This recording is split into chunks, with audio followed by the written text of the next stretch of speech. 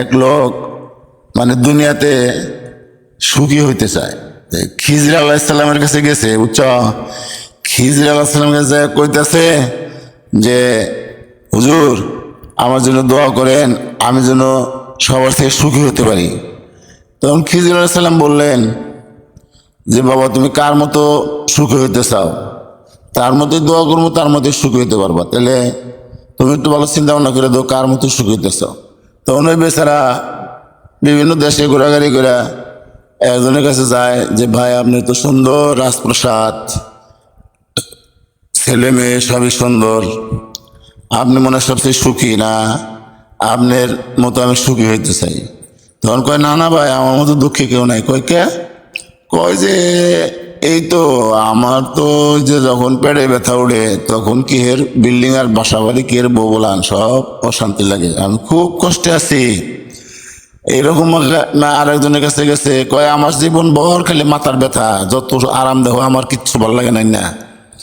ঘুরতে ঘুরতে ঘুরতে ঘুরতে ঘুরতে বহু ঘুরছে, এক একজনের কাছে গেছে, সবাই কয় যে না ভাই, আমার এই সমস্যা, আমার এই সমস্যা।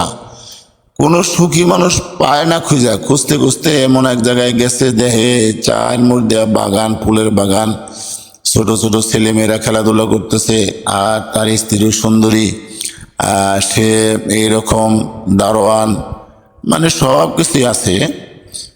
তখন ওনারে বলতেছে ভাই, আমি তো একটা উদ্দেশ্যে আপনার কাছে আসছি, তা আপনি তো খুব সুখী মানুষ, আমি আপনার মতো সুখী হইতে চাই। কয় ভাই, ভাই সর্বনাশ, আমার মতো দুঃখী কেউ নাই। কয় কে, সমস্যা কি? কয় তাহলে শোনেন, আমার স্ত্রী অসুস্থ হয়েছিল, অসুস্থ হওয়ার পরে তখন আমার স্ত্রী হাসপাতালে ভর্তি করছি, ভর্তি করার পরে আমার স্ত্রী পাশে বসে বসে আমি কাঁদতেছি, বাঁচবই না, ডাক্তারও কইতেছে বাঁচবো না। তাই আমি আমার স্ত্রীর পাশে বসে বসে কাঁদতেছি। তখন আমার স্ত্রী কয় তুমি কান্দো কে? কয় যে তুমি মরে গেলে আমার কি উপায় হবো, তোমার মোহব্বতে কাঁদতেছি। এখন স্ত্রী কয়, কয় থাও তোমার আগলা মোহব্বত, আমি মরে গেলে সুন্দরী আর এক বউ আয়না ঘরে উড়ে আনন্দ ফুর্তি করবা, আর এরা আমার দেহবা নিয়ে কাঁদতেছ। তখন কয় না, তোমার মোহব্বতে কাঁদতেছি। তো বলতেছে যে আমার মোহব্বতে যদি কান্দো, আমি মরে তো যাইতেছি, আমি মরার পরে আর বিয়ে শাদী যদি না করো, তাহলে তো তোমার এই লিঙ্গর দরকার নাই, তাহলে এই লিঙ্গটাকে ঢালাই দাও। তখন বেচারা যাইয়া বাথরুমে যাইয়া লিঙ্গটাকে ঢালাই দিচ্ছে, কাই ঢালাই দিলে এখন তো হাসপাতালে দুজন রুগী হয়ে বয়ে রইল থাকার পরে। এখন হ্যাঁ সুস্থ হইলো, আল্লাহর কি ইচ্ছা, তার স্ত্রীও সুস্থ হয়ে গেল। সুস্থ হয়ে বাড়িতে দুজন ফিরে আইলো, তার স্ত্রী আস্তে আস্তে পুরো জোয়ান হয়ে গেল। জোয়ান হইলে এখন তো এই স্বামী দ্বারা স্ত্রীর কাজ হয় না। এখন এই যে ছেলে মেয়ে যা হয়েছে সব, এই যে কামলা জামলা, আমলা ফুইলা, এই দারোয়ান মারওয়ান এগুলো দিয়ে আমার স্ত্রী ঘরে বেশ সন্তান। আমার বাবা কয় ঠিকই, কিন্তু আমার মনে শান্তি পায় না যে আমার তো সন্তান না। তে এই আমি অশান্তিতে আছি, এই বিল্ডিংও ভাল লাগে না, ছেলে মেয়েও ভাল লাগে না, বউ ভাল লাগে না, কিছুই ভাল লাগে না, এই একটা অশান্তিতে আছি। ওই বেচারা সারা পৃথিবী ঘুরতে ঘুরতে কোথাও সুখী মানুষ পাইল না, একটা না একটা সমস্যা একজনের আছেই। এইভাবে ঘুরতে ঘুরতে অনেক দেশ ঘুরে কোথাও একেবারে নির্যাস সুখী মানুষ পাইল না। না পাইয়া পরে খিজির আলাইসালাম কাছে আবার গেছে, যাই বলতেছে হুজুর, আমি সারা পৃথিবী খুঁজে খুঁজে দেখলাম, কোথাও সুখী মানুষ পাইলাম না। হুজুর আমার জন্য দোয়া করেন, আমি যেন আখেরাতে সুখী হইতে পারি। এই দুনিয়ার সুখ সুখ না, আখেরাতের সুখ হলো আসল সুখ। আমরা দুনিয়াতে শান্তি তালাশ করি, আসলে তো দুনিয়াতে শান্তির জায়গা না, শান্তির জায়গা হলো জান্নাতে। আর দুনিয়া ও মাজরাতুল আখিরা, এই দুনিয়া হলো আখিরাতের ফসল কামাই করার জায়গা। এই দুনিয়া তো থাকার জায়গা না, এই দুনিয়াতে শান্তি নাই, এই দুনিয়াতে শান্তি নাই। টাকা পয়সা আছে, বিভিন্ন রোগে আক্রান্ত, স্ত্রী ভালো না, ছেলে মেয়ে ভালো না, কত দিক দিয়ে অশান্তি, মামলা মোকদ্দমা নানান কিছুতে অশান্তিতে ভরা।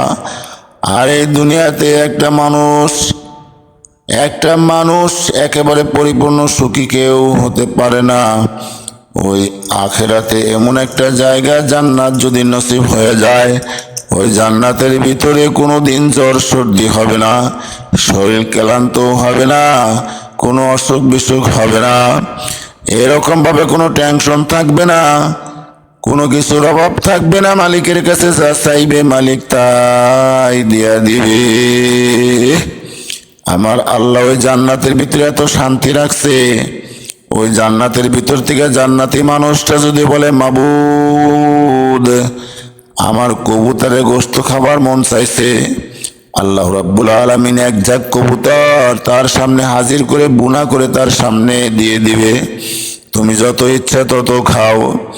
বলবে অমুক একটা ফল খাইতে মনে চাইছে, ওই ফলের গাছটা তার সামনে এসে, ভাই দুনিয়ার ফলের গাছের শেকড় হলো মাটিতে, আর ওই আখিরাতে ফলের গাছ হলো উপর দিকে। ওই ফলের গাছটা একেবারে নিচে থাকবে। ওই ফলের গাছ থেকে একটা জান্নাতি ফল হাতে নিয়ে কামড়েও খাইতে হবে না, শুধু মুখ সামনে নিবে, তার তৃপ্তি মিটিয়ে ফল খাবে। সুবহানাল্লাহ। মাবুদ গো, দুনিয়াতে চাই না বাদশাহী, চাই না কোনো বড়লোকই, কিচ্ছু চাই না। মাওলা তুমি আমাদেরকে একটু জান্নাতের কোনায় জায়গা করে দিও। জান্নাত দো जोक से या रब क्या करो, जन्नत दो जोक से या रब क्या करो, आरज़ू है मैं तुझे देखा करो। মালিক তুমি জান্নাত তো দিবাই, জান্নাতের ভিতরে মাওলা তোমার নসিব, তোমার দিদার, তোমার দিদার আমরা কামনা করি।